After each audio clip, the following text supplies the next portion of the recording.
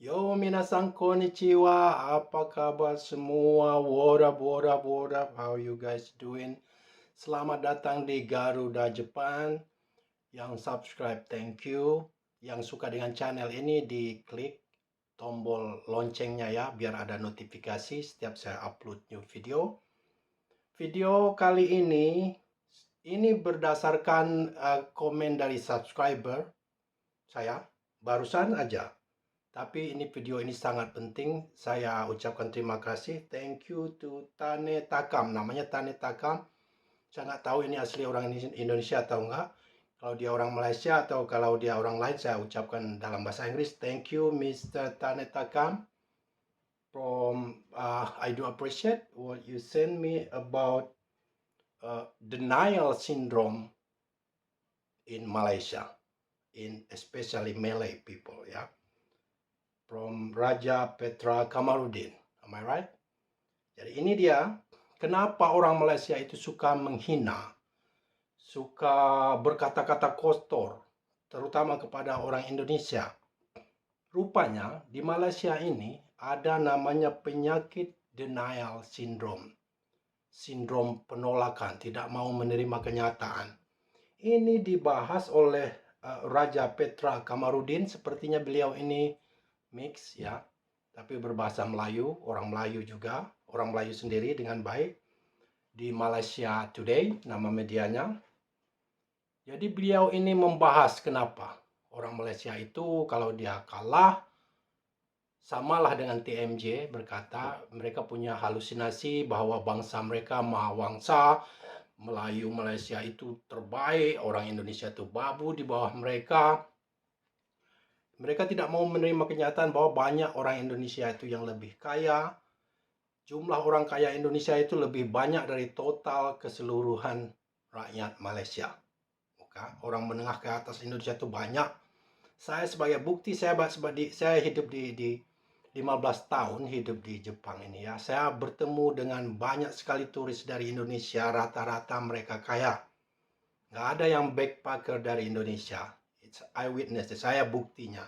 Tapi kalau dari Malaysia banyak backpacker, banyak ya. Kalau dari Indonesia mereka tinggal di hotel mewah, karena orang Indonesia tuh orang yang betul-betul punya uang, mereka baru liburan ke Eropa, ke Jepang, kemana. Mereka punya uang, bukan pas-pasan nabung dari hasil gaji 3.000 ringgit.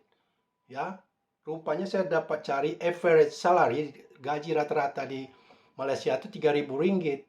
3.000 ringgit itu berapa lah, 8,5 juta kurang. Itu di kampung saya, daerah kampung saya, daerah Jambi. Itu orang punya, rata-rata punya kebun sawit, gajinya lebih dari itu.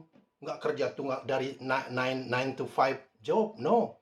Bukan kerjaan dari jam 9 sampai 5, enggak. Mereka kerja cuman paling santai, paling kerjanya santai, apalagi sawit. Itu panen 2 kali sebulan.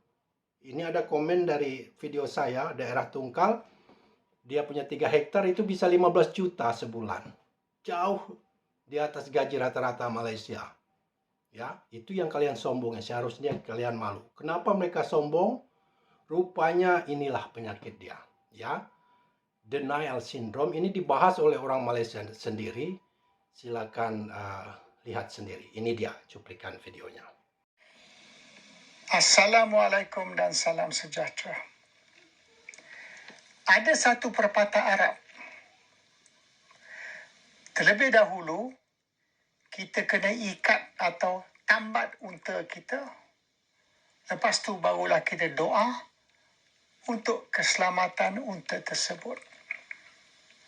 Kalau setakat berdoa saja, minta Tuhan pelihara unta kita, tapi kita tak berusaha untuk tambat, maknanya unta tu akan merayau ke padang pasir dan akan hilang atau mati. Itu pepatah Arab lah. Orang Melayu ni menghadapi satu penyakit yang dipanggil denial syndrome. Orang Melayu susah nak terima kebenaran. Kalau apa yang kita kata tu bertentangan dengan sentimen mereka, pandangan mereka, ataupun harapan mereka, mereka akan marah. Mereka akan maki kita, buat tuduhan macam-macam.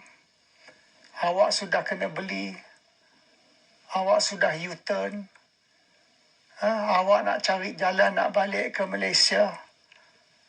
Macam-macam andaian. Semua yang fitnah. Tak betul. Tapi bagi mereka, biarlah fitnah pun. Biarlah bohong sekalipun. Asal dia orang boleh jawab apa kita kata dengan cara nak menyakiti hati, dia akan buat. Dan mereka tidak berhujah dengan logik atau rasional. Mereka tidak menjawab atau menafi pandangan kita dengan pandangan mereka. They don't rebut what we say with their own views. Dia cuma maki saja. That's it. So, kalau apa yang saya cakap kesalahan, salah, apa yang betul? Okey, apa yang saya cakap ni tak betul. So, yang betul yang mana? Diorang tak boleh nak jawab. Dan bila saya kata video saya yang terbaru, Udah dilihat kan? Begitulah rupanya saudara-saudara, mereka ini bangsa waham, ya, bangsa halusinasi, punya denial syndrome. Kalau tidak sesuai dengan keinginan, impian, halusinasi mereka, mereka akan berkata-kata kotor, mereka akan memaki, meskipun itu nggak logik, nggak masuk akal, mereka akan melakukan itu. Rupanya ini penyakit mereka. Terutama Melayu, yang dibahas ini Melayu ya. Saya nggak, di Malaysia itu ada 3 etnis katanya. Itu Cina, Chinese, India, Melayu. Melayu ini yang penguasanya ini ya. Dan ditambah dengan Bangladesh baru ini, makin banyak aja Bangladesh. Orang Indonesia kalau bisa keluar dari Malaysia, kalian bikin malu aja. Apalagi kalian yang kerja-kerja rendah itu. Kalau tenaga ahli oke lah. Katanya cerita-ceritanya juga dokter di Malaysia itu justru banyak orang Indonesia. Itu nggak apa. Itu profesional worker ya, skill labor namanya itu. Orang punya skill.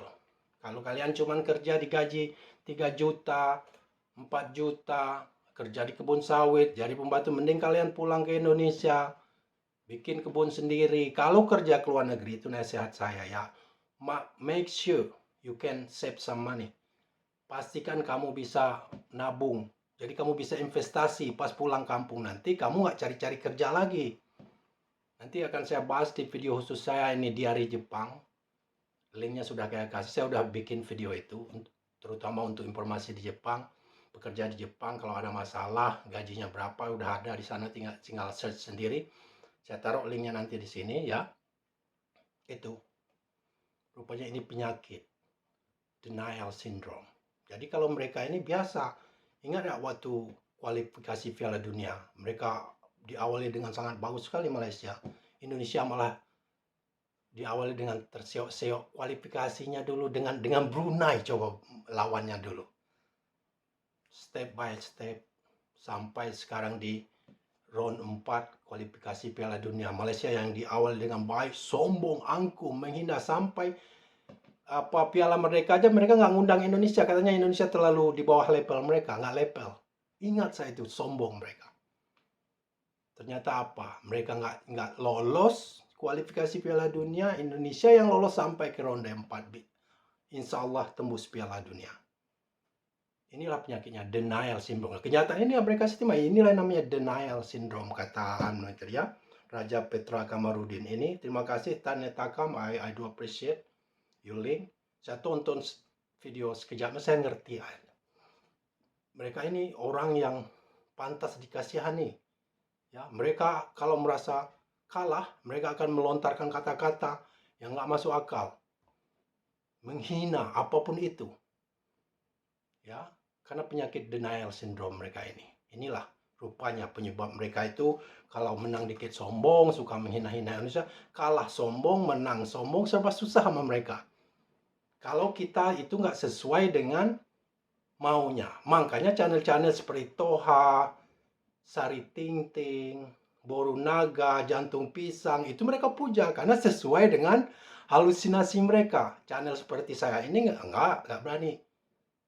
Dan mereka juga nggak berani. Kalau Toha dia berani ngomong Toha Babu Jogos. Saya dengar ada komentar di sini. Kalau saya nggak berani dia komen di sini. Saya tunggu kalau berani. Nggak berani dia. Adalah satu dua nongol tak tampar. Ada yang terakhir nih. Saya dengarin ini cerita lucu. Dia ngomong, terimalah aja. Terimalah kenyataan. Di video saya ngomong netizen Malaysia menuduh saya babu, kan ada videonya tuh. Saya tunjukkan kerjaan saya. Ini rumah saya.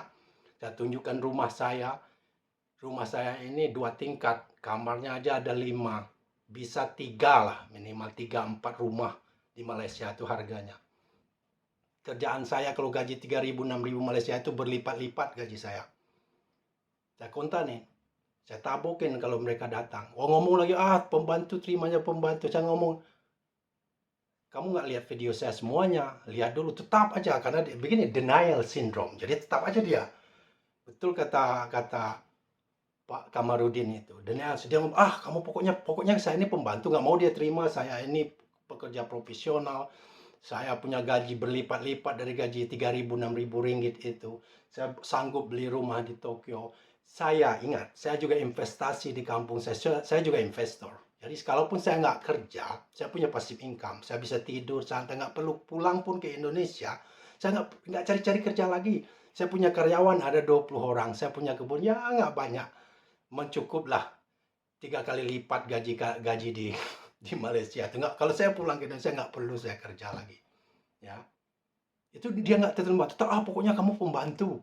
Akhirnya apa? Saya ngomong, oh ya, kalau kamu maunya saya jadi pembantu, ya betul, saya pernah jadi pembantu ibumu dulu, pernah saya mandikan, terus terjadi eksiden, ya kamulah jadi anaknya, jadi kamu itu anak pembantu. Langsung dia diam. Jadi be smart. Kalau mereka pintar, nggak berani saya nongol-nongol di channel saya. Kenapa? Dia nggak bisa hina saya.